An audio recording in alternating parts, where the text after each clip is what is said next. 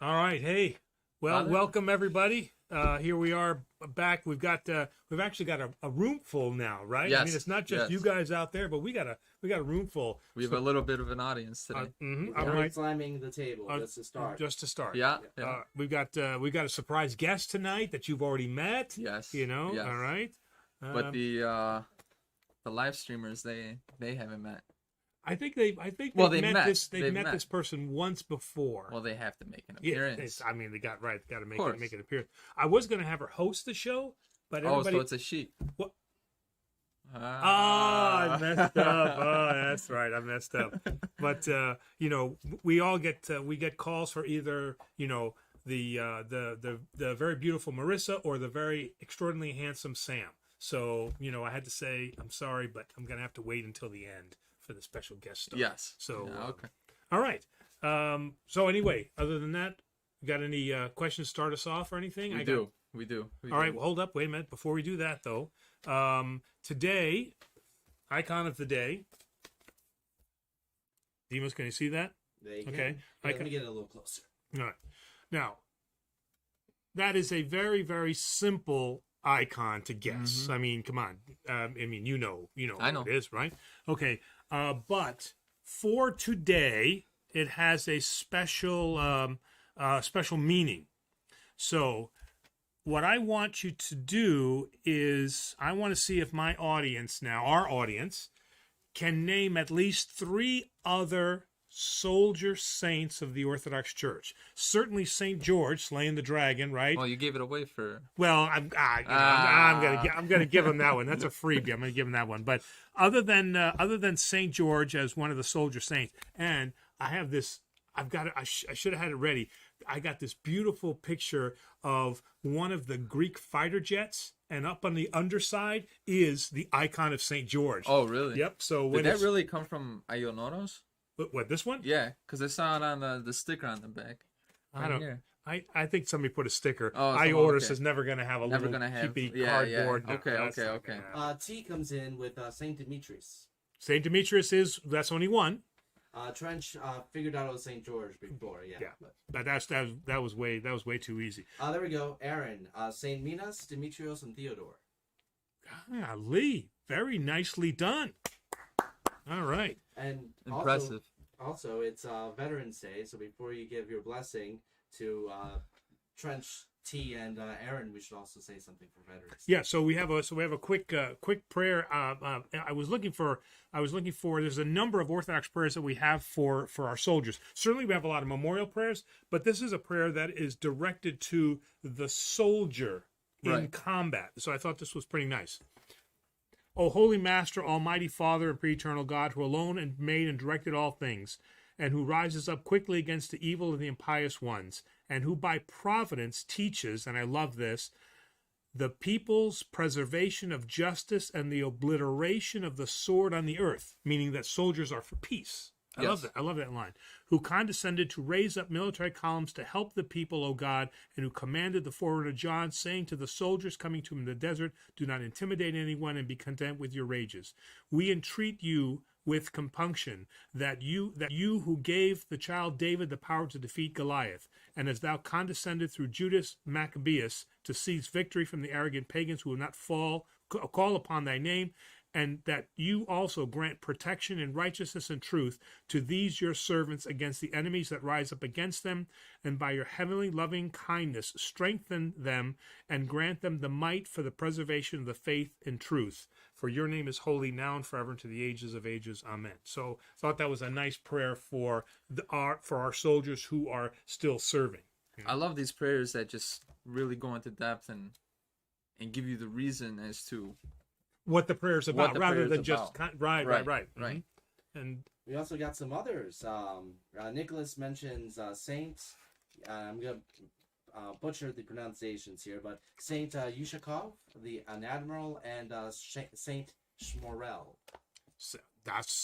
I knew our listeners would come up with even more. Shmorel. I'm not. That's a new one. You got to look into it.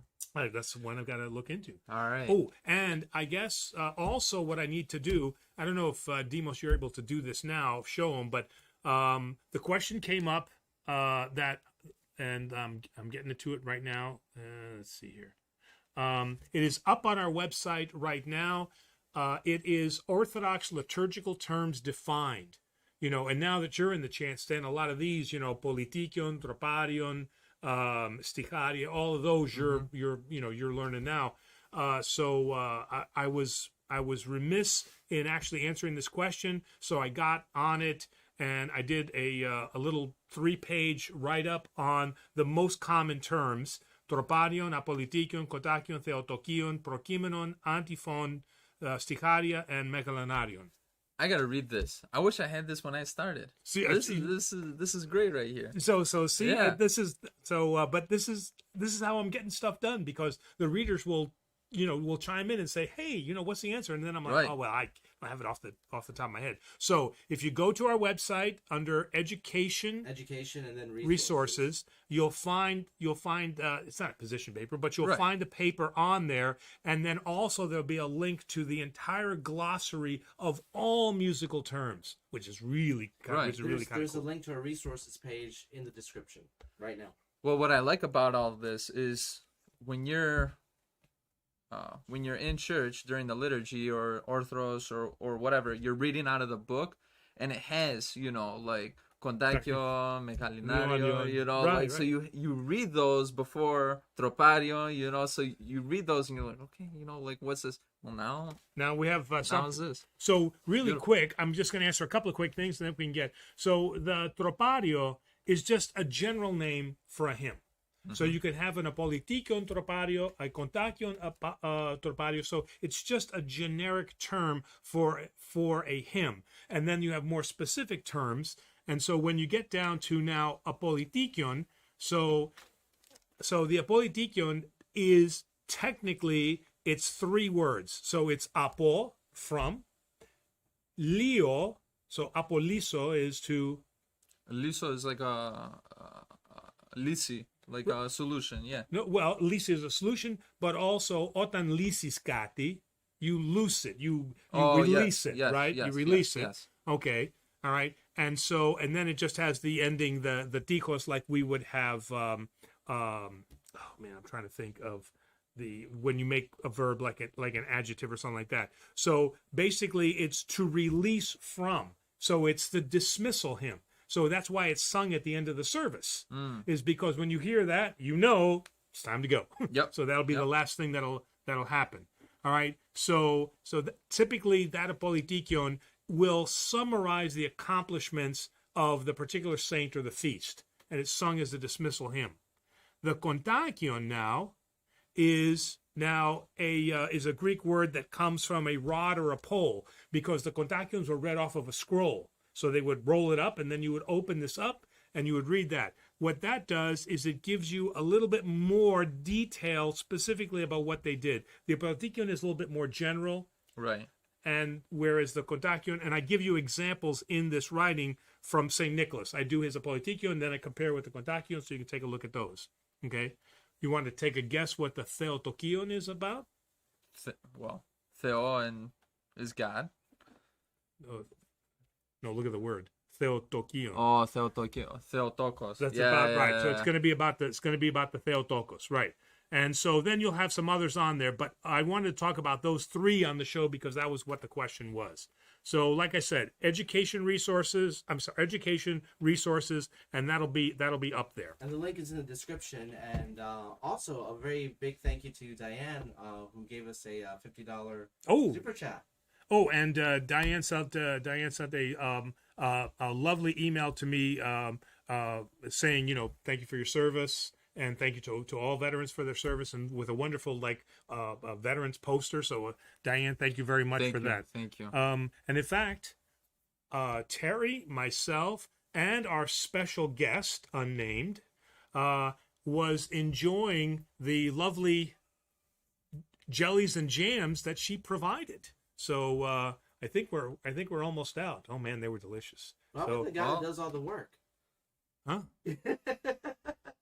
Oh well, Now she has to come to our services here. now Yeah. Diane and Ted have to come to our see our services here. How dare you, sir? Oh well, hang on to those jams and jellies. Well, I didn't know if you were going to like them or not, so I wanted to try them first, make sure that they were up to your standard. You know So- that's a very good. I'll accept that. So should we get to the I questions? guess we should. We should get to the questions. The first question is from one of our simple usernames over here, the letter T. Okay, and he asks, Father, why is it even after I confessed of certain things from my past, I still feel guilt, sadness over it? Regards from London. So he's a Londoner. I think it was a she, if I remember correctly. Okay. Show and tell time. Show and tell. All right. Okay. Oh, he's gonna read a bit in the prayer All to right. address this. So And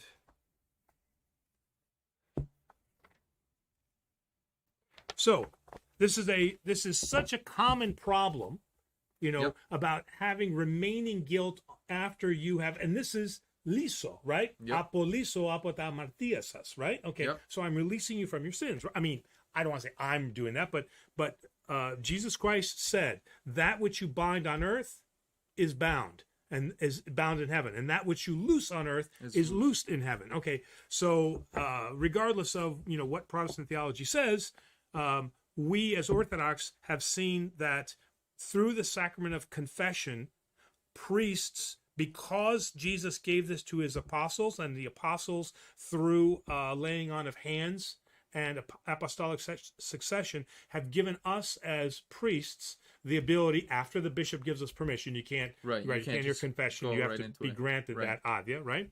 That permission, all right? So we see that succession as being able now to offer that. But I've had many times where people have said, Father, they come back and they say, Father, I still feel guilty. So this is such a prevalent problem that here it says, and I'm reading you just the end of the confession prayer. May God give you and all me a sinner, right? So God grants the forgiveness, right? Through me a sinner in this world, and having set you uncondemned before his terrible judgment seat. And the very last thing that I say is, have no further care for the sins which you have confessed, and depart in peace. So it's in the prayer that says, do not feel guilty for what you have truly confessed to me. So it's right in the prayer book. It is a sin in the Orthodox Church to retain guilt for a sin that you have confessed. Because what you're saying is, Father, I don't really believe you. I'm God. I'll decide when I've been forgiven, right? So if you come with tears of repentance and you have received absolution, you've confessed your sins, you received absolution, okay, then you have to listen to the prayer. The prayer says, have no further care. If you have further care, okay, then it is considered a sin. Now, if you go and you keep committing the same sin, right? Oh, Father, help me because, I just can't stop drinking. I'm drinking all the time. And then I say, okay, we talk about what you should do, right? And then you come to me next week and you go, I'm still drinking. I mean, that's not what we're talking about. You gave me permission, Father, drink all But what you if want. you do still have? Okay, that's why, that's what the second part of confession is, the accountability. Now that you've confessed it to me, I know your situation. So now when I see you on a Sunday or we go out to a restaurant or something like that, I stop by, I say, hey, things going all right? I'm still struggling, this and that. So I'm your accountability partner. I'm there with you. That's Right. Protestants would say accountability partner. So I'm there to help. If I see you now continuing to fall, now I got to come in and say, all right, you know what? Hey, Sam, you got to start thinking about, Demos is going to cut this out. Now it's going to look like you got a problem. Yeah, but the important thing, it sounds like, is for you to stay, for you to open your heart during confession to your priest. Yep. Yeah. And then, pray to Jesus for strength to overcome this. Right. And just work at it, right? And not to belabor this point, but this is why the Orthodox Church wants you to pick a spiritual father and stay with that spiritual father. Okay, if you start going, we don't mind you finding who you can relate to the best. I mean, that's what I did, right? I found somebody who I could relate to very well. But once I found him, I got to stay there. You can't go shopping around saying, well, I'm going to confess this sin to that priest and I'm going to confess that sin to that priest, because it's like a doctor. You don't run around taking 6 doctors, right? You stay with the doctor because he knows your physical history. The priest knows your spiritual history so they can help guide you. And when you really fall down, they can get you therapy help, psychological help, or they can just be there to talk with you. Right. The next question is from Important Napoleon. topic, though. Yeah. Napoleon Bonaparte. Yes. What is your view on the tripartite soul by Plato? He maintains that our soul has three parts: rational, our thinking and pursuit for truth; spirited, emotions; and appetitive, physical desires. Okay, so because the Holy Fathers of the Church were influenced by Greek by Greek philosophy, right? That's Right. where our Hellenism comes into our Orthodox faith. Not through our dancing, which we love, not Yep. through our food, but it comes in from applying the philosophical methods and some of the theories into our Orthodox faith, but putting the light of Christ onto them. Okay, so we would absolutely agree as Orthodox Christians that we have a rational mind, right? Okay, so we don't believe in things just because to believe in them, right? Right. We ask questions. We can understand God through his energies. That's the rational mind, okay? The second one is that there are certain questions that cannot be answered. That's the spiritual part, right? So that's where we say there has to be a belief. And that's where worship becomes important because God is to be worshiped, right? But God also cannot be totally understood. We have to have faith, but that doesn't mean that we can't prove other things. And then the third thing, right, is the physical desires. We translate that in Orthodoxy as another P word. Oh, pathos. Pathos, exactly. Yeah. We're affected by our passions, all Yeah. right? And so we are told by St. Paul, by all of the Holy Fathers, to like an athlete, train to have power over your passions, that you control your passions, they don't control us. So we've taken those Platonic and Homeric ideas, but we've put them into the light of Christ. So absolutely, we would agree with that. Real quick, we got a super chat from Tommy Williams asking, controversial, but do suicide people go to hell? Or I assume people who have committed suicide. Okay. So very technically speaking, since in Scripture we have Jesus saying, or St. Paul saying, do you not know that your body is the temple of the Holy Spirit? Meaning that we do not own our bodies. This is why the stand on abortion is what it is because it's not your body. It belongs to God. Same thing with suicide. Same thing with cremation, right? When you have taken an action on your own body on something that doesn't belong to you, then you're accountable for that sin. Okay? So you're accountable for that. So technically speaking, yes, suicide is considered a sin. Now, the Orthodox Church is not going to condemn anybody. That is mind of God. So the Orthodox Church will never say you're going to heaven. They'll never say you're going to hell, right? In a funeral service, we do not, like some services, and now he looks down from us or she looks down from us in heaven. We never say that. We pray that God will grant his mercy that she reside in heaven with the saints, but we never make a definitive statement because we don't know. That's mind of God, so we can't say that, right? But, where was it? Suicide going. Oh, the suicide. Oh, so in the 14 years that I've been a priest, almost 15 years now that I've been a priest, I have done quite a number of suicide funerals, and not once has the bishop said not to do a funeral service for that person. Why? Because if you are not in your right mind, then you are not responsible for your actions. 100% of the suicides that I have done a funeral for, it was utter depression and despair brought on by the machinations of Satan, who has taken this depression and just created this cycle. You ever get it? Not right, but where you get depressed and then you think about it more, and then you get even more depressed, and you just circle in, and somebody's got to drag you out of it, right? Okay, so without somebody to drag you out, suicide is the inevitable outcome of this. So I have never seen, or I've never participated in a situation where the church said, you're not getting a funeral because they committed suicide, because there was always some underlying reason. Right. Quick follow-up, if I may. T, who is indeed a she just let us know. Oh. She wanted to thank you for your answer. And Toby Jean is giving a heads up that she's a she as well. Toby G. Okay. Yes. All right. All right. I'll remember that as well. Okay. Trench asks, what steps is the church taking to, one, bring more people to Orthodoxy and keep the Orthodox that they have, which many have left? Again, gotta say a good, a good point. So maybe the way to start this is you're right in that primo age demographic. Okay. Mhm. Meaning that you're a young man with now 2 kids, by the way. Congratulations. Everybody congratulates Thank you. them. You've Thank got you. a wonderful, beautiful daughter now. So Yep. that's nice. And, you got a great son and a beautiful wife Yeah, too. Okay. yeah. But you're And in a that. dog. And a dog. That's a dog. So you're in that demographic. So let me just ask you, why come to church? Why be as dedicated as you are to the church when you got so much other things going on? Yeah.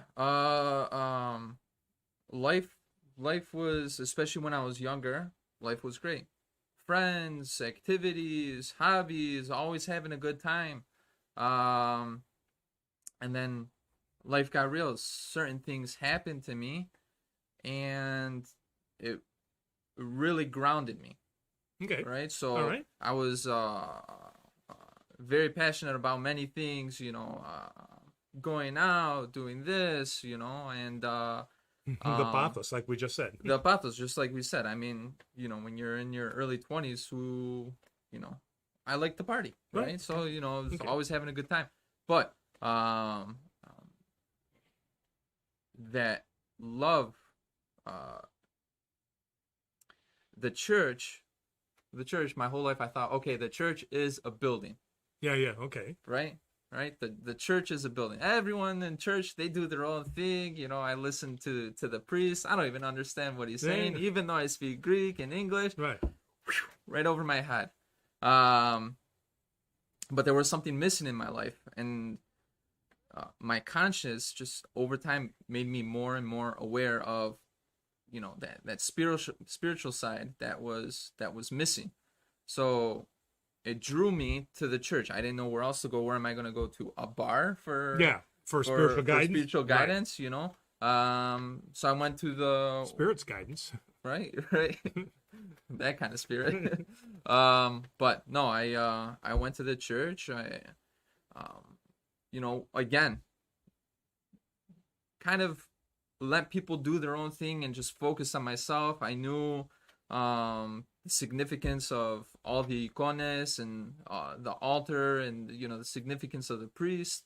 But I wanted to focus on myself, and as I grew more into the church, I started seeing, okay, the church is not just these physical things, the building, all the relics and whatnot, but the people.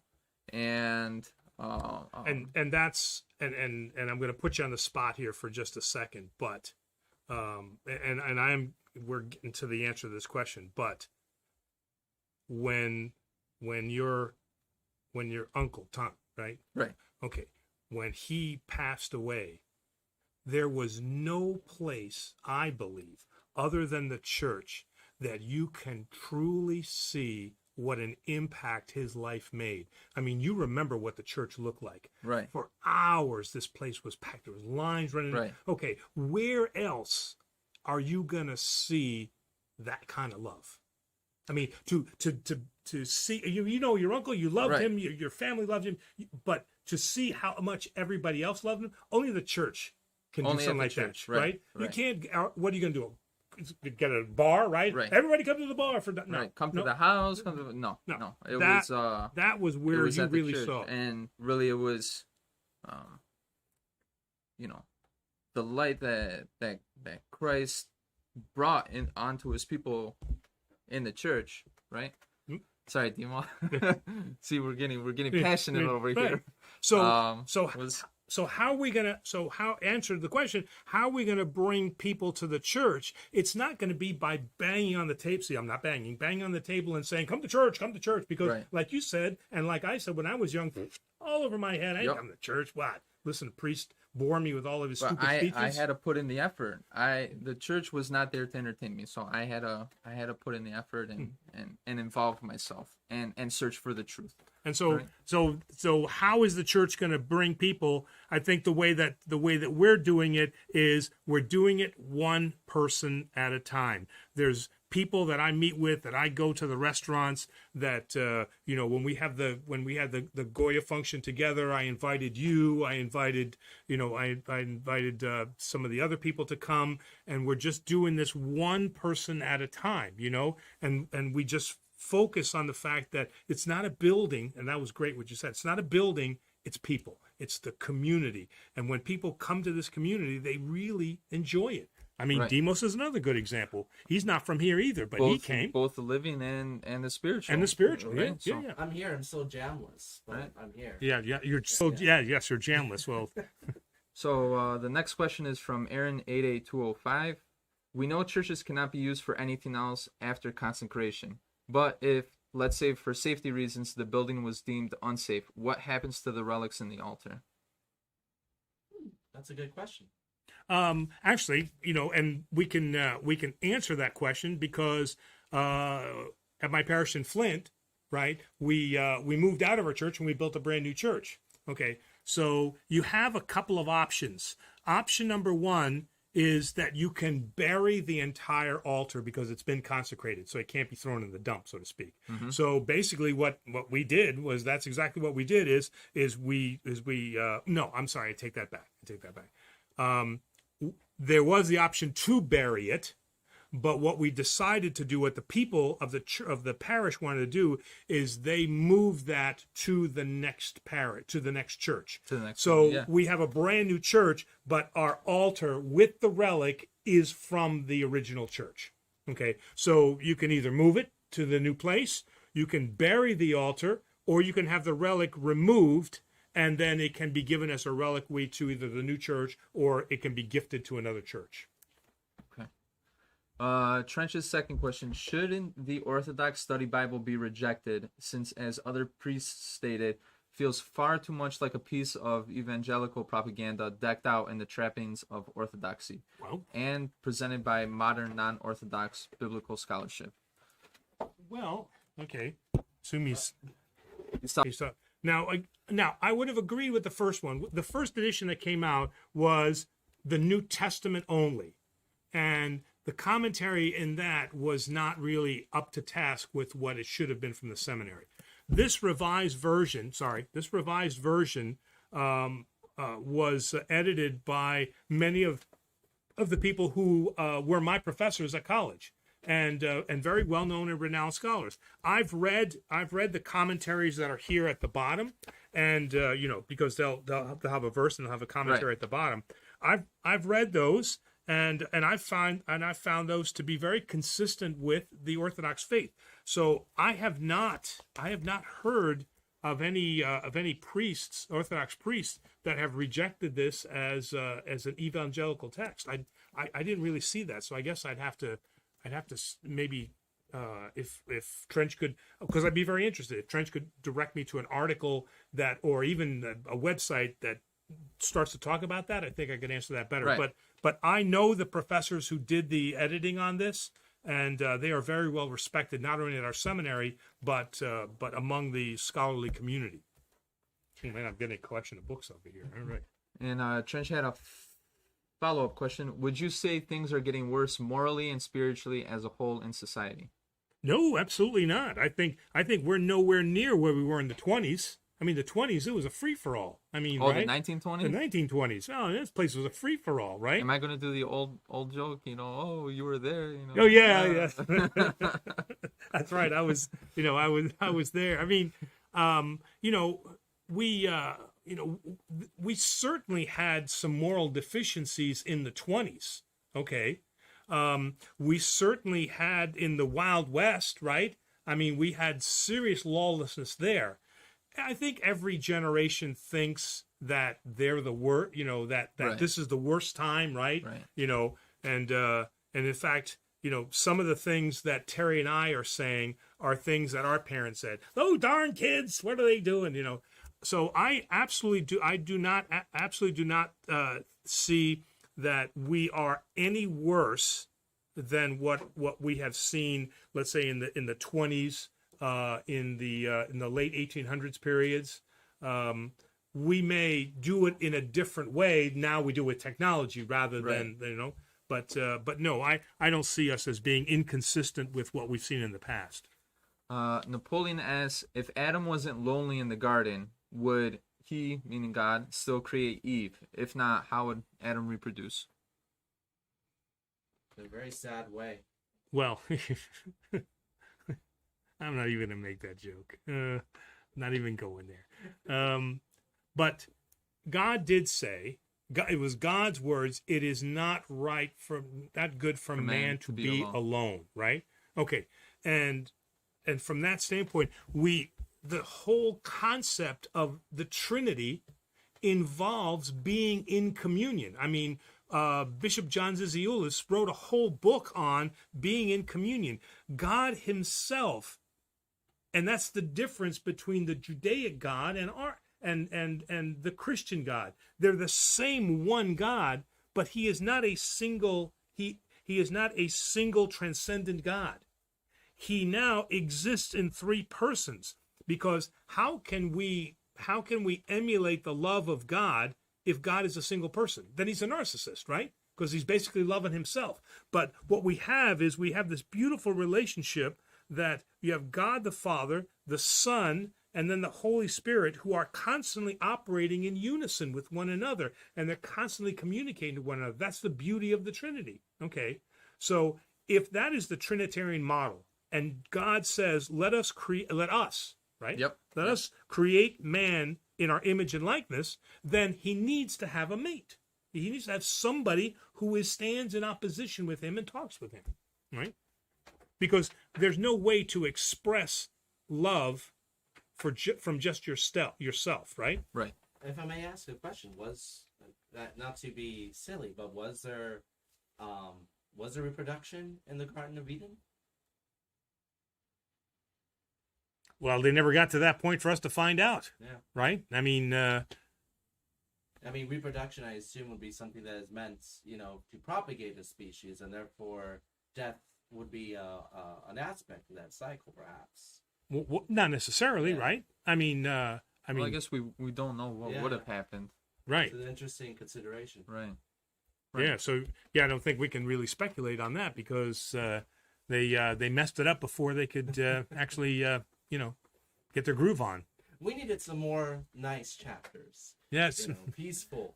Well, but isn't that what apocryphal texts end up doing, is filling in the gaps for us, right? Yeah. A lot of like Gospel of Thomas, Gospel of Judas, the story didn't end right. It didn't have the right pieces. Okay, so now you have other writers who fill in those pieces for us.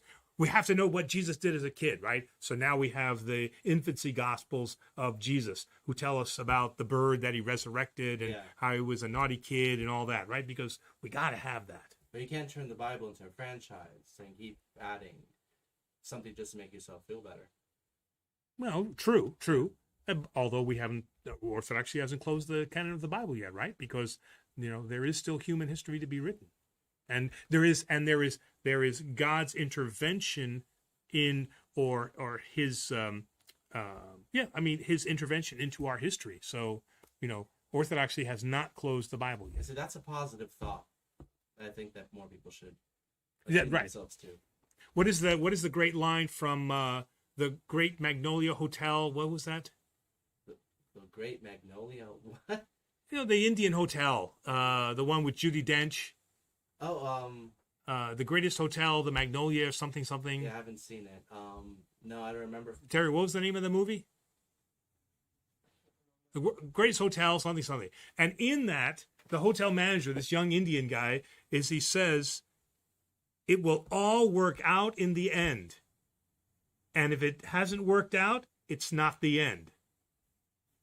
Oh, yeah. Isn't that cool? I've heard that. Yeah. Isn't that cool? Napoleon asked, first a comment, then a question, I believe. Pain isn't sin, of course. In fact, it ripens our character and produces virtue. Pain came from evil, namely the evil committed in the garden. How could something so pure and noble come from wickedness? Pain? Well, I think as Orthodoxy, I think we would probably use the term suffering. I think suffering for us is probably a better word to use there. It has that spiritual component that pain has more of a physicality to it, whereas suffering gives you both a physical and a spiritual, because you can certainly suffer without feeling physical pain, right? As as certainly you have Tommy, right? Yep. Okay, so the Orthodox, I think, would go with that. So it certainly is, and it certainly is not a sin to undergo suffering. In fact, the Orthodox Church looks at it the other way. Not that they encourage suffering, but they see that out of suffering comes now a closer connection with Well, with how who about God is. the memorial prayers that are read? Because when someone passes that's close to you, like you've said, it feels like a part of you has been ripped away. Right. Right? But the memorial service has something along the lines of that with death, all else is vanity. Yes. You know what yeah. I'm trying to, Yep. Mhm. Right. the way we dress ourselves, our aspirations, what we own, all of that is vanity. And in fact, While you're looking that up, we got another $50 super chat from Diane. No, oh geez. no question. Oh, wow. Thank you. Thank you. Oh, and by the Thank way, you. just a reminder again, all of our super chats for the month of November are going to going to our food drive, Yes, to help those families in need, from Especially for the from some of our holidays, yep. sister parishes. Vanity are all the works and quests of man, and they have no being after death has come. Our wealth is no longer with us. How can our glory go with us? For when death comes, all of these things vanish clean away. Right. Right. Mm-hmm. Right. Diane, she asked, why did the choir sing on Sunday for the prayers of the Theotokos and not the intercessions? For the prayers. Oh yes, yes. Of the Theotokos. Because it's Isn't supposed that to. saying that? It's supposed to be. Better Theotokos sonimas, right? So, O Holy Mother Theotokos, save us. Sometimes it says, through the intercessions of the Theotokos, save us. Yeah. Okay, in that sense, some texts have it with, through your intercession, save us. Theotokos. Right. Through the prayers of the Theotokos. Right. Yeah. So Savior, save us. Right. And so sometimes there is that confusion that prayer, and the Protestant Church has picked up on this, is that we are creating Mary as our Savior. Right. Oh, Holy Mother, save us. Right. But it's not. It's through the intercessions, through your intercessions, right? Intercessory prayer. Savior, save us. Correct. So it is appropriate to say through the prayers of the Theotokos or through the intercessions of the Theotokos. Either one of those would be acceptable, because it implies or it makes clear that the Theotokos is not salvific, but her prayers, like our prayers, are intercessory and can add to that voice so that Christ, God, can save us. Right. Aaron asks, Aaron 88205, second, we know that it is beneficial to have a spiritual father. Can we also... Sorry, I kind of skipped on me. Can we also have a spiritual mother in the form of an elder nun or even an abbess? Yeah, there's no there we have. There's no problem with that either way, because, and that's one of the things that the church is looking at to reinstate the deaconess role. Okay, there are certain things that a woman is going to feel much more comfortable talking about with another woman. Okay, now, she can go to that nun or that abbess, Mm-hmm. right? She can go to her and she can talk with her. What the abbess cannot do is grant absolution. Okay, so what could happen in that case is that she would confess those sins, let's say, to the abbess, and the abbess will have heard those, and then the priest would then come in and they'd have a conversation, and then she would say, okay, here's what I think might be a penance, or the priest could do something, and then he would read the prayers of absolution. So yes, absolutely, she could have her as a spiritual mother, but she could not perform the absolution. That would be the only thing. But it still is somebody that she could go to for advice, for counseling, somebody that could share in her pain, Right. her suffering. So absolutely. We have another warrior saint. Trench says Saint Fanurios. Fanurios. It was Saint Fanurius a warrior saint? I know he was the saint for Saint Fanurius is the one for finding things, right? Right. For finding things. Maybe he fought for the rights to be able to find things. All right. If our researcher could look that up, could you look up and see it? I don't think we knew anything about St. Benedict. Oh, we don't have any details about. We'll try to look up something. All right. Yeah. Let's see. Next question. Napoleon asks, "What is the difference between virtuous faith and blind faith?" Virtuous faith and blind faith. Ooh, it's kind of a thin line there, because some people will see that as virtuous to have blind faith. Okay, so let's maybe take the example of Abraham and Isaac. All Mhm. right, so God instructs him that he is to take Isaac, right, Yes. and that he is to sacrifice him. Yes. Okay, now if God came to you and said, "Hey, you gotta take Epiphanios up to the mountain, gotta kill him," I don't know, that'd be tough, wouldn't it? Mm-hmm. Okay, now he goes up there, right? Abraham goes up there, right? And at least from the scripture reading that we had, right, he had the knife in his hand and he And was was ready to to plunge it, sacrifice him, and right. his hand was stayed, right?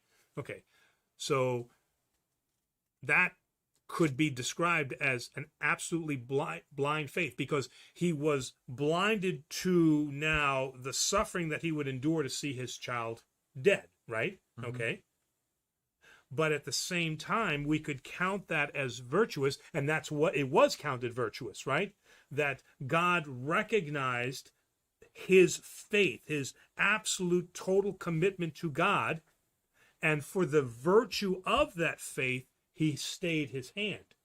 So, we've got kind of a, at least from a religious perspective, I think we've got, two terms that could be somewhat equal.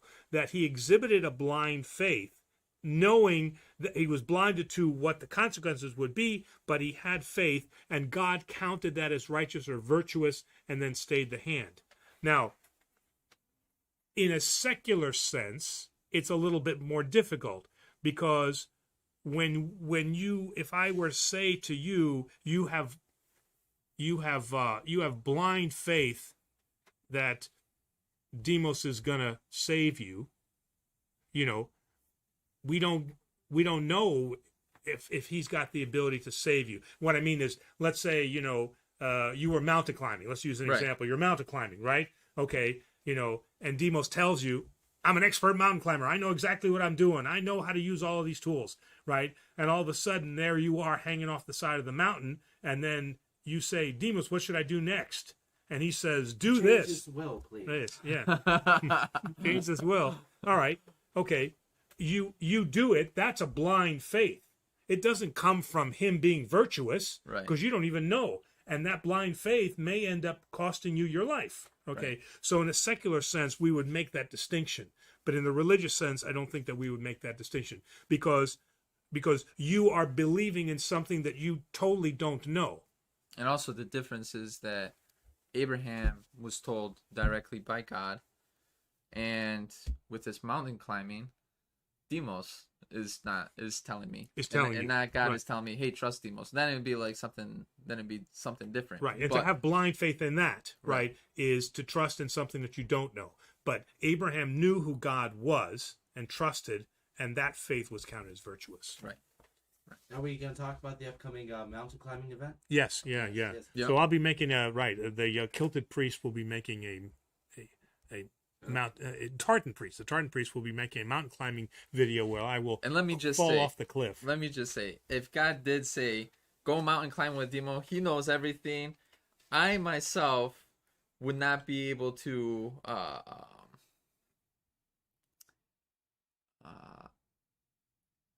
what am I trying to say?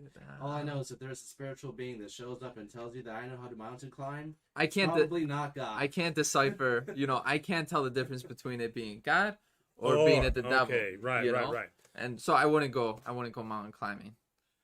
But I would go, Hiking. hiking. Yeah. Hiking. level That'd be ground. cool. Yeah. I know. Right. Yeah. Poris na to takrin sa toto prama afto ne Yeah. karidiskolo toran, ne? I do have some information about Saint Fenurios, which is where the idea of possibly a warrior comes in. Okay. Apparently, and this is according to Wikipedia, Angelos Akotanos from Crete has painted a number of the saint's icons, many times depicting him killing a dragon. This tradition is found mainly in Crete, especially in icons of the 15th century. When the saint is said to have saved many Cretans from certain death from the hands of the invading Ottomans. So tradition, but not really documented evidence, so to speak. Right. Yeah. Okay. All right. But at least that would tell us where that came from. That idea of him as a warrior saint came from. Aaron 88205 asks, Father, from your perspective, why does it seem like some converts to Orthodoxy show more zeal for the faith compared to those born in it? I've been Orthodox for 12 years, and I've noticed this a lot. Well, I gotta 100% agree with that. And when you're born into something, you tend to take advantage of it. I mean, because you've always known it, and it's always there. It's kind of comfortable, I Right. just, you've never been in another situation where you don't have it, right?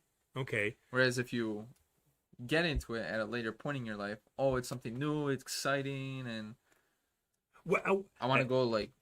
yes, it is new and exciting, but exciting will not keep you in the faith.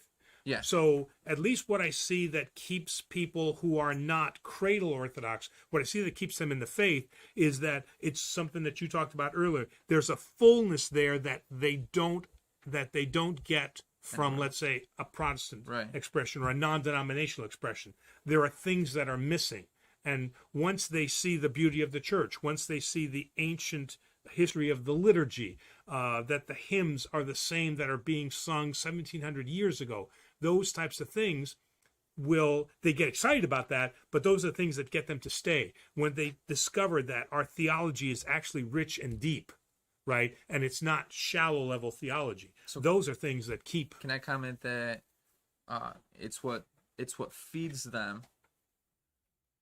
Christ said, at Jacob's well, you drink of this water, The living water, the right. living water, Mhm. you'll thirst again. You drink of the living water, my water, you'll never thirst again. So it continuously keeps them Right.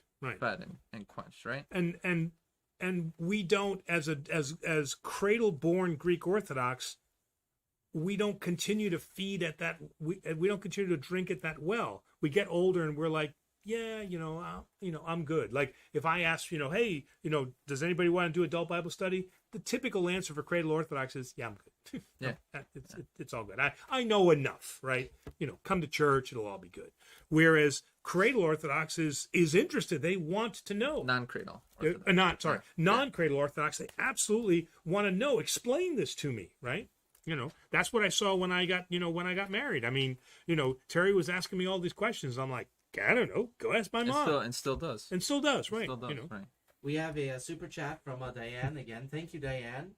Thank you. Who states, I have blind faith in God. Okay. And that would be counted as could be counted as virtuous. It's a virtue. Because she believes in what she knows. Mark Fetch, he asks, hello, what might be the general steps and process to look for one who is midway into secular career to enter into priesthood? What would they experience as a too late and possible hurdles? Well, okay. I mean, I guess. Well, not I guess. I can definitely speak to this, being that Personal experience, person, yeah. personal experience, right? My, and again, not knowing all the details here, my strongest piece of advice is, unless you feel a very, very drastic calling, wait until your career has, that he says he's midway through the career. I would let your experience flow, because God used me, I think, in a very interesting way, that he gave me the careers that I had, which are helping me now.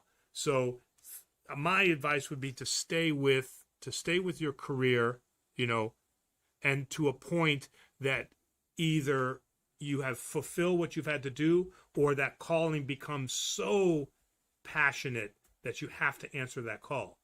Now, having said all that, you can't do any of this without a spiritual father.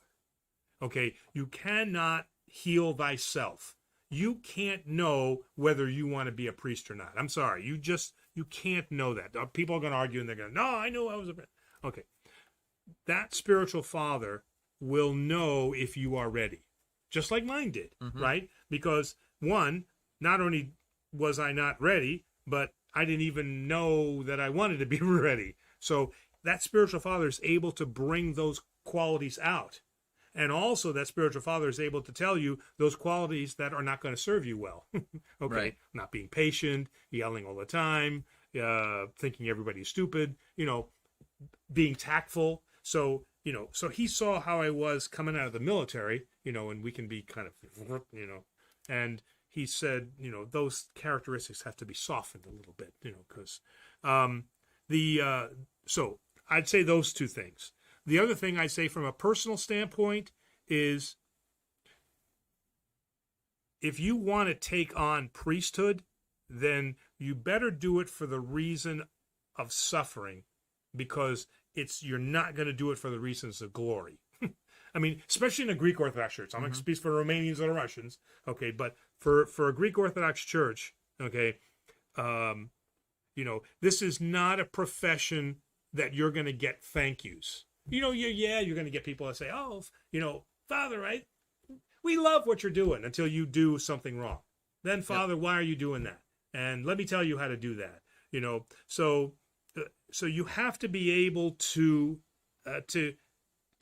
be able to handle the fact that you know who you are. That's why I say it's important to finish your career, okay? Because as men, we are a product of our careers, right? So we have the label of who we are. I was in the military. I was a captain. So that's where my personality, that's where my character came from. And that's where my persona came from. When I was at GM, I represented as General Motors. That's who I was. Okay, you become priesthood, you are it. You are, I think pretty much now gone are the days of the priest being put on the pedestal, right? Where, the priest, let me kiss your hand, you can do nothing wrong. I think those days are gone. So now it's more about proving your mettle. Are you really, truly, should be a priest and right, taught from the Protestants, call no man father, that whole thing, So you have to be very secure in who you are before you take on priesthood today. So I would say those three things: get a spiritual father. Make sure that you've finished the career that you started. All right. And then also just make sure that the reason that you're going into it is for the glory of God and not for your own glory. Because it's not going to be an easy path. Fulfilling, but not easy. So Toby, she asks, when did we come to the conclusion that the canon is not closed? because we don't have, unlike the Protestant and the Catholic Church, we have no documentation, we have no councils that actually now say and list out the books. There's no ecumenical council that says this is the list of Orthodox books. We have Saint Athanasius who says, I think this is the books. We have Cyril who says that gives us a list of the books. We have I'm trying to think of the other one that early on. Was it not Ignatius? I'm trying to think. There was several of the Holy Fathers that said, here is the list of recommended books, but no council has approved that. There was the Council of Florence, which was of the Catholic Church, and the Catholic Church, I believe, either at that council or another one closed the canon of the Church, but the Orthodox Church said, no, we're not going to do that. So there's no council that officially has documented the fact that this is the close of Scripture and listed out these 39 or 47 books. Okay. Do you view it as a possibility that, let's say, 100, 200, 300 years from now, that there, or even now in consideration, that we may look back at other events that have happened and add them as chapters in a future Bible? Is there a path for such an event to happen? That's a good question. What is the path for adding now to Scripture? What are those prophetic writings? Some of the right? saints, some of their stories, etc. Well, okay, it's going to have to meet the qualifications of salvific importance.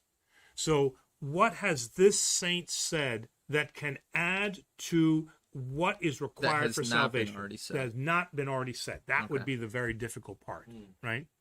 Do you think there would be a lot of pushback, like claims of heresy or something, if even a suggestion were to come up? Oh, no, I don't think claims of heresy would come up, but I just think that that the argument would be, why? What is the Church's reason to add this particular writing?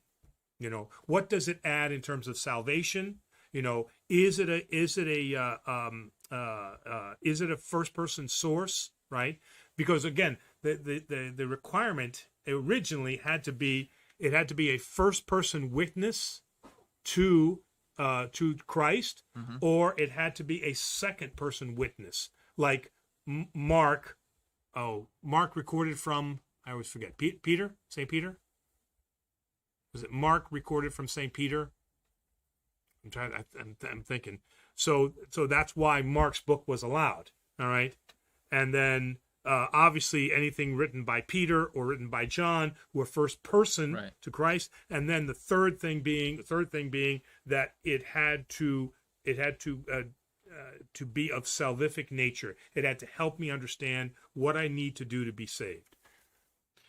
So it's a very difficult bar to meet. Right. Danis Yoryu, he asks, in your opinion, do you see schism between Greek and Russian Church? Yeah, I mean, we already have it. We already have and we have it on the idea of ecumenism. Okay, the Russian Orthodox Church does not feel that ecumenism is the proper path, and you've got Patriarch Bartholomew, who is an advocate of ecumenism, to the point that he meets regularly with the Pope, and the Russian Church has considered that potentially heretical. So just on that alone, the churches are not in schism, okay, but they certainly have now huge differences on the theology and the importance of ecumenism. Trench asks, in response to the answers, how are things better when other saints and priests say it's getting worse and less orthodox, percentage-wise, in the last 100 years, and more divorce and other sins growing? Well, okay, so the more sins, I don't think there's any new sinning going on. I mean, whether you're looking at porn through a book, or whether you're looking at it through a postcard in the 1920s, or you're looking at it on your phone, porn is porn, right? I mean, just because new technology comes up doesn't make it more of a sin, right? Yeah, or So, just looking at another woman. well, just yeah, I Yeah. mean, so all of these, the sin, there is no new sin. I mean, we've pretty much done whatever we can do. But the other, read that. I lost my point on that one. In the last 100, more divorce. Oh yeah. Okay, so let's take the issue of spousal abuse. Okay, so he is absolutely right. Clearly today we have much more divorce. Okay, and some of those divorces are ridiculous, irreconcilable differences and just Right. goofy stuff like that. But we do have a number of divorces where, and I got to say, where the woman has said, I'm no longer going to tolerate this kind of behavior.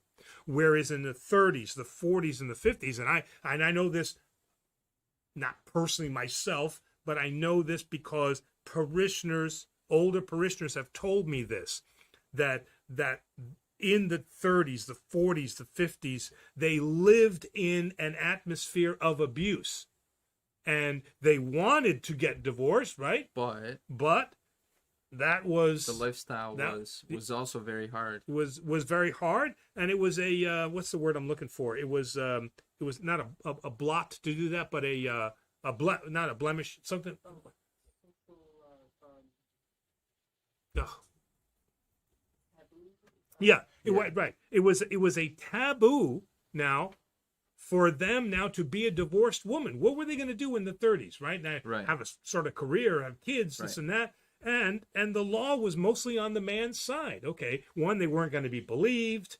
They were still considered to some extent property. So now tell me which one is better. Is that a woman today now divorces an abusive husband, and there are more divorces, or the woman stays in an abusive relationship and ends up dying, which is the Right. worst sin here, right? So yes, are there more divorces? Yes, but some of those divorces are for valid reasons because people are not being treated in the image and likeness of God.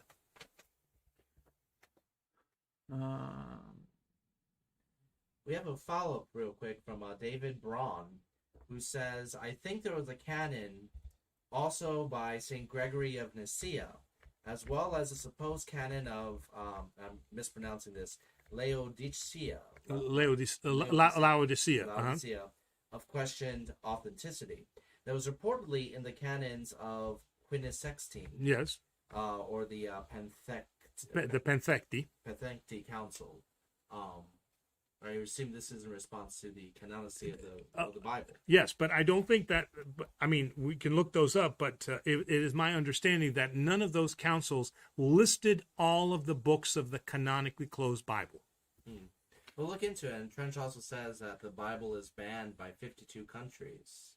I'm not surprised that it is, right? I mean, right? I mean, And people smuggle Bibles into yeah, those countries. exactly. So, Trench does ask a very good question. One that I'm curious about myself as well. Father, did you memorize every saint? No, every saint. We've got a saint. We got 4 saints for every day of the year. No, I have not. I'm not even close. Well, what are you waiting for? Yes, that's right. That's my next homework assignment. We'll create position paper on every saint. Read the Meneon. Wow. Okay, let's see. Chat disconnected. Yeah, there's been some local issues with the Yeah, internet. right. so Seeing it. I Right, apologize if there have been any interruptions, but we're gonna have a special guest on in a couple moments. But here's a quick question: if you hit refresh, you should be able to fix it. Okay. From Mark Fetch, we know that the liturgical worship was always part of the church, but how might we assume the immediate disciples worshipped without the known liturgies being yet formed until the 2nd or 3rd century? So what we do have is we do have the Didache. The Didache was one of the earliest texts that we had that gives us very rudimentary steps of how to conduct a liturgical service. How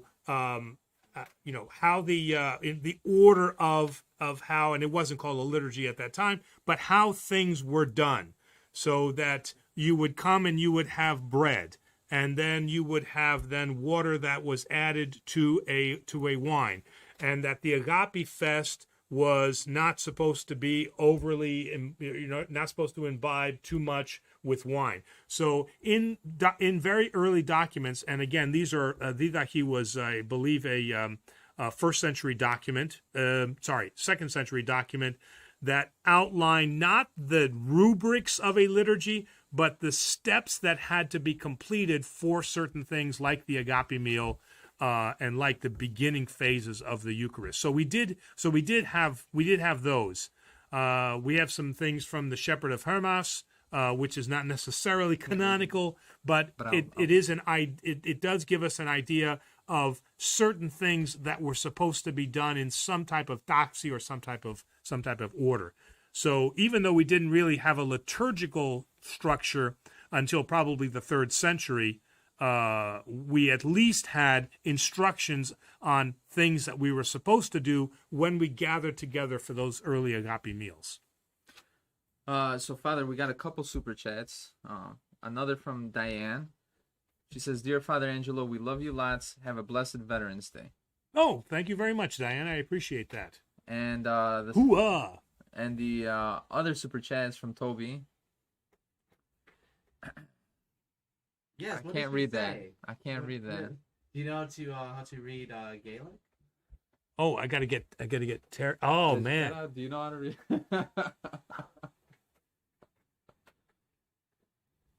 Well, I know the last one, Albane, because she already put it in Scotland, but I know that was Alba's Scotland, and on. You read Klingon. You're fluent. How do you not know Gaelic? Okay, and I thought the first one is something about good something good. Oh man, It probably says good evening. Is that no? But it's something about Google good Translate. to Scotland. Good something to Scotland or for Scotland. Well, I see the "na" in there. Like "na." Nah, Scotland. Nah. Oh, I hope she's not saying nah, Scotland. Not that kind of nah. Not that kind of nah. It means very good. Let's go Scotland. Oh, okay. So I did get the good, the mat. Yeah. Mat, right. Because mat and ma I know is good morning. So, okay. I'm gonna have to read one of these prayers in Gaelic then. When we do the show, I'm gonna have to start one of those prayers in Gaelic. So is she out of Scotland? Or she just yeah, there's a little bit of excitement when you're talking about the Tartan priest, so I explained a little bit about that. Saturday we're going to St. Andrew's dinner. So we're looking for and then my favorite time of year, which is the address to the haggis. That's always my favorite one, when they come with the 2 whiskeys, and then they have the reading of the famous Robert Burns poem, done properly in the Old English. Oh man. I have a question. All right. Just to add on to this, because Dima, I don't think that there's any more questions at this point. There are a couple, but go ahead. Okay. You're entitled to ask a question too. Oh, okay. All right. That's why we have Sam on the show. Thank you, sir. It's not just good looking; he's smart. So when you are baptized in the church, correct me if I'm wrong, are you assigned a guardian angel? Yes. And how is it that you can, how should I say, form a better relationship with that guardian angel?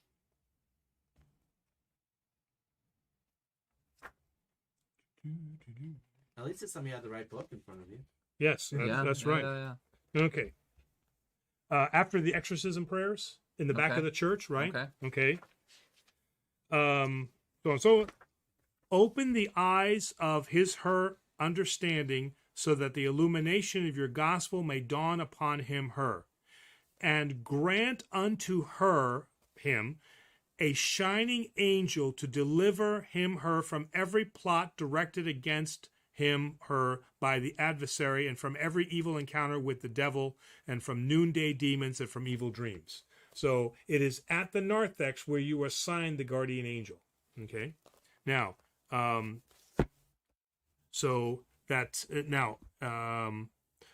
The guardian angel will operate. If I can use that very technical term, will operate in the same way that other saints will operate, meaning that you don't pray to that angel, but you ask for the protection and the intercession of that angel. Right. Okay. We got super chat from Tommy Williams. Is Orthodox maybe you might understand the phrase here. Is Orthodoxy as big in Marian devotion as the Russian Church? I think Roman Catholic. I think Marian is... Yeah, Marian is the right. Oh, Roman Catholic, RC, you're right. Right. Yeah. So the answer is yes. We have not taken Marian devotion to the extent to the Catholic Church has taken her. And in fact, they've recognized that they've taken it a little bit too far and they've backed off.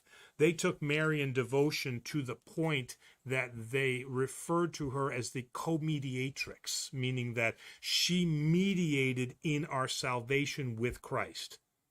And the Orthodox Church says, okay, whoa, we love Mary, but she define what's meant by mediated?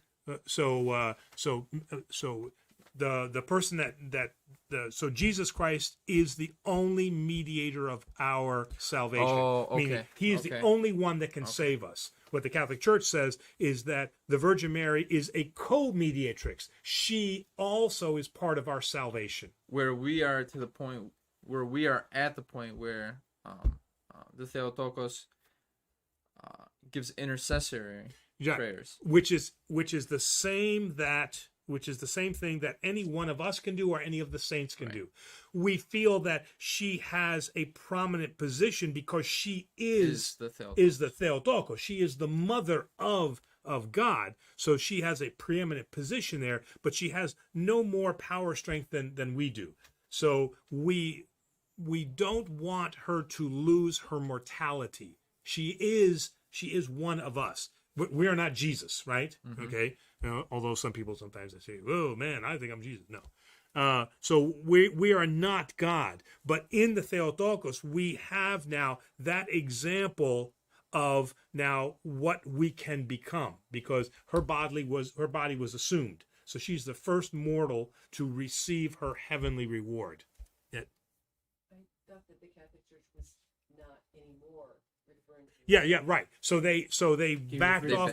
Okay. So to be clear, there was the theology in the Catholic Church of the Theotokos as the co-mediatrix. They have since backed off of that, and they've said, no, that is not the case. All right. But the Akathist hymn, the Paraklesis service, all of those are devotional services to the Theotokos. So we have just as much a rich devotion to who she is in salvation as the Catholic Church. But that was one area where we felt that they did go too far, mm-hmm. and they recognized that in themselves. So taking that aside, I would say that our Marian devotion is the same. Now, we don't have the rosary that we pray, but many of those hymns that are said can also be found in the Paraklesis and the Akathist hymns. Right. Okay, a couple of things. Number one, Diane has another $50 super chat. Thank you. Thank you, Diane. She has a question, which is, it's one word. It says, really, question mark, exclamation point, question mark, exclamation point, exclamation point. I don't know what that is specifically in reference to. About my co-mediatrix thing? Maybe. Oh, maybe. Okay. But Toby Jean also says that she's from Montana, but her great-great-grandpa was Scottish. Ah, okay. All right. A Highlander, maybe? We have about 15 minutes left, so it might be time for the next phase of the show. Right. 10 minutes. 10 minutes. All right. 10 minutes. Well, do you have any to end the show tonight? Do you have another Veterans Day message that you'd like to send? Being a veteran yourself. Well, I've had a stream of thank yous that have come out, from emails, friends, everything like that, and that's wonderful, and that's great, and I love that. But one of the things that is being neglected is actual participation in the helping of those veterans who have come back with some disability, whether it's a mental disability like PTSD or whether it's a physical disability. Or at least most towns in the United States have a VOC, a Veterans Outreach Center.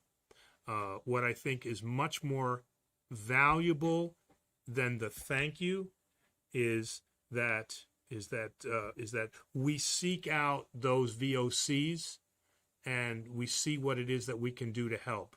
The pin that I'm wearing, the Soldier's Angel pin here, is dedicated to helping those families, those soldier families that are in need. Sometimes the soldier is still deployed and the wife and the kids are by themselves, and they don't necessarily, especially if he's like a sergeant or a corporal, he doesn't have a lot of money, or private.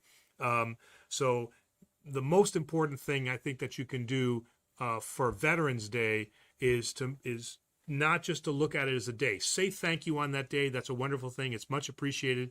But then for those following days, seek out those VOCs, those Veteran Outreach Centers, and make some kind of commitment, whether it's a monetary commitment, whether it's a volunteer time commitment, serve food, put packages together.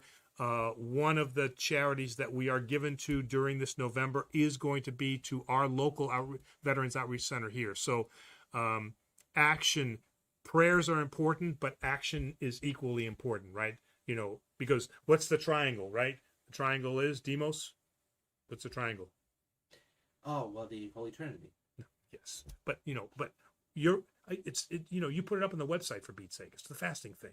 Oh, yeah. What is the triangle? Praying, fasting, and generosity. And almsgiving. Almsgiving, Right. Yeah.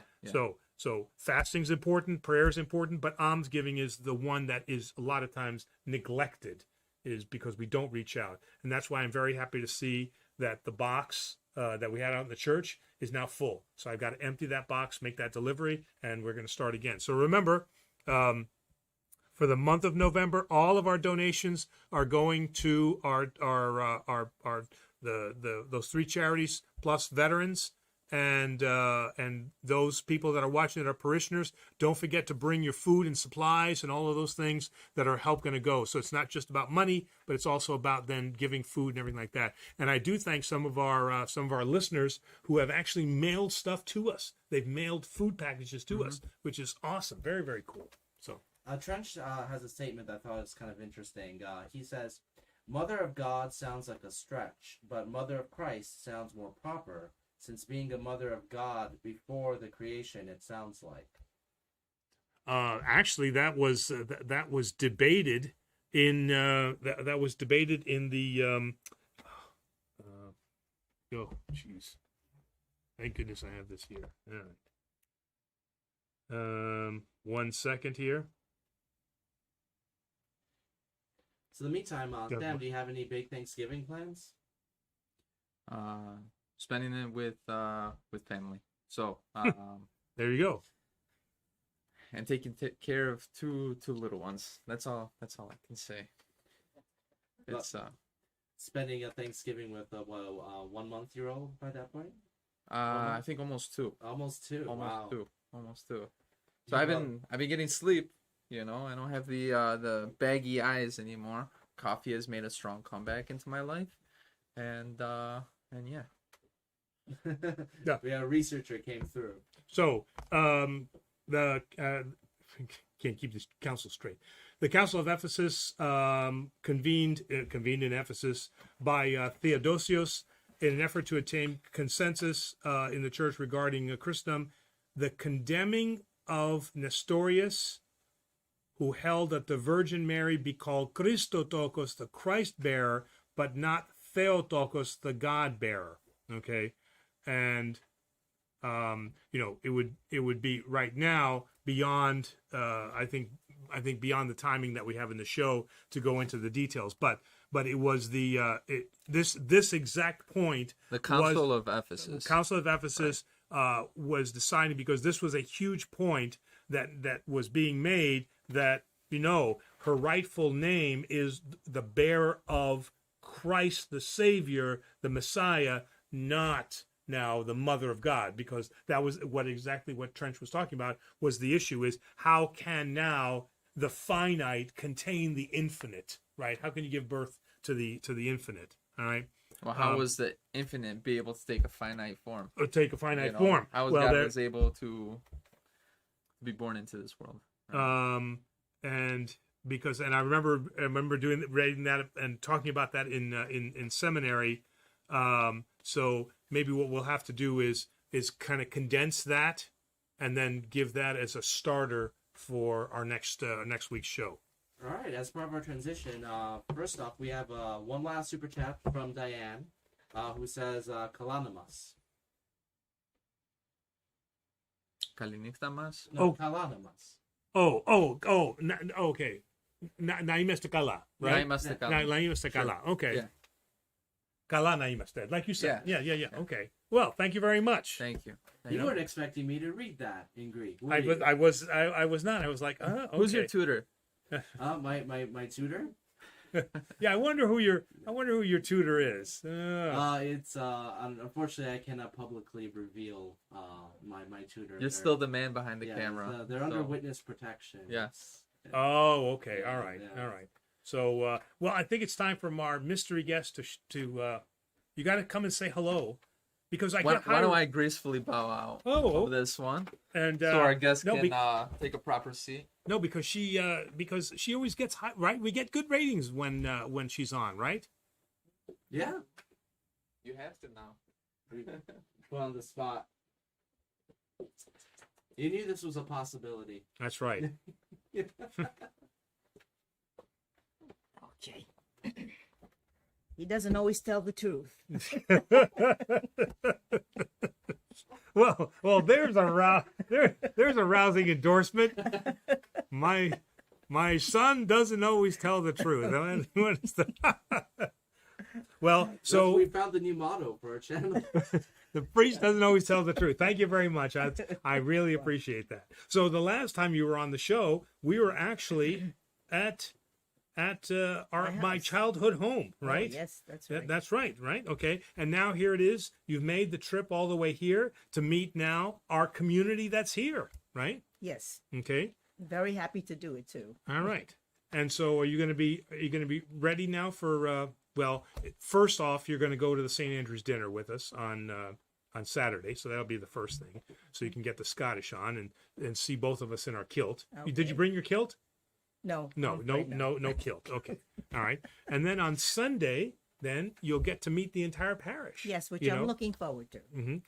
And like I told them, I said, don't worry, my mother will be ready to judge all of you.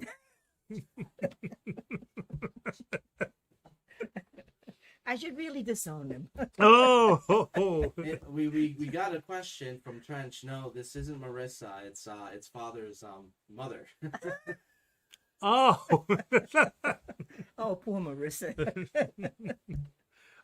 So do you have a question for your son? Oh, for you? Yeah. Yes. Why do you torment me? Yes, I am tormenting you. But you can put him on the spot right now. You can do whatever you want. Yeah. Revenge for all the things. All right. So I love him too much for that. All right. So I got to ask so that our viewers can know, when after 30 years I decided, the military, working for GM, engineering, and then I come to you and I say, "No miso te θέλω να γίνω papá τώρα. I think I want to become a priest." What was your thought? I think your father almost fainted when you said that. But I kind of realized that you were going in that direction. You did? Yes. See, I mean, I never had any inkling of that growing up, right? I never did anything. I could see it when you were going to in Michigan. Oh, going to St. George? St. George. Ah, okay, all right. Because you knew Father Nick, right? Father Nick, yes. Okay, I so could see his influence, okay, all right. and it was a good influence. It was a good It was a very influence, good and here I am now, 14, almost 15 years later, right? Hmm. Then and appearing now on a worldwide show, right? I know. So, well, it's good to have you on the show. Thank you. All right. Anything else? No, I think I said enough. You said. We have some comments saying hello, and Mystery Queen says she's the cutest. We need more of her. Oh wow! See that? Okay. You're very nice. Are you looking forward to sharing Thanksgiving here in the, Oh, in the yeah, cold yeah. north? With... Well, not the cold. I really don't like the cold. When's the last But- time you seen snow? No, 40 years ago. Wow. See. Oh. Wow. We do have, if I may, we have a question from the audience for you. Uh-oh. That's a little terrifying. What? For me. No, not for you. Oh. This isn't all about you. Oh well. Yeah. The priest on the Orthodox Questions and Answers show. What are your thoughts on women being in leadership positions in the church? Well, I go along with the deaconess. I think it's very good that they should do that. But we're not ready yet for a woman to become a priest. But I believe in the deaconess, and I think that would be a good thing to happen. I'll give you a chance to say something if you want. No, I mean that's that's exactly what I mean. Wouldn't you say that most not young women, but let's say women from let's say their 50s on up, Greek women would probably not be comfortable with a woman priest. Could you think that? Oh yes, definitely, Yeah. definitely. So, But the younger ones. but the younger ones might, It's probably going to happen at one point. at some point, Point. some Yeah. point. I'll be long retired by then, but and who knows? Maybe even somebody will become the first woman priest. Could happen. I look forward to the day. Yeah, but then you'd have to go to her for confession. That'd just be awkward. Are you saying that somebody that I'm going to marry? I mean, I could. I'm just. I've seen how much Presbyterial suffers. I don't know if I want to go through that. well, with a name like Demos, we are kind of grooming him for the priesthood. We're just but my advice was stay with the career that you have. But at some point, right? He's going to get old. Those wonderful locks of hair are going to disappear, and then he's going to need to do something else, right? I have very good hair genes. You can stand for that. Oh. Oh, yeah, I'll pass. I always have revenge. So, all right. So, anyway, thank you very much. I appreciate once again. We certainly appreciate all the great super chats. Because that's all great. That's all great money that is going to go to some very, very worthwhile causes this month. Because it's not just giving on Thanksgiving or giving on Christmas, but for us to be a church all year long. So I'm very, very grateful for all of that, the generosity of our listeners and our viewers, and good questions today. I got a couple of homework assignments that I've got to do. We've got to come up with some really tough icon questions because this audience here is Too smart. is way too smart. Oh my goodness. And again, Sam, thank you very much. Much appreciated. You're always a good hit on the show, and I know it's getting much more difficult now to go through the questions and then kind of get through the comments and everything like that. So much appreciated for that. So again, everybody have a great Veterans Day. Not only say hello to a veteran, but also see how you can get involved with your local VOC, your Veterans Outreach Center. And we will see all of you then next week, yes. The following week. The following week, no. Yeah, Okay, so yeah. next week, So yes. we're taking Thanksgiving off. We're gonna give them a break, but then we'll be back the following week. Sounds good. So, anything else? All right. Have a great night. Thanks a lot.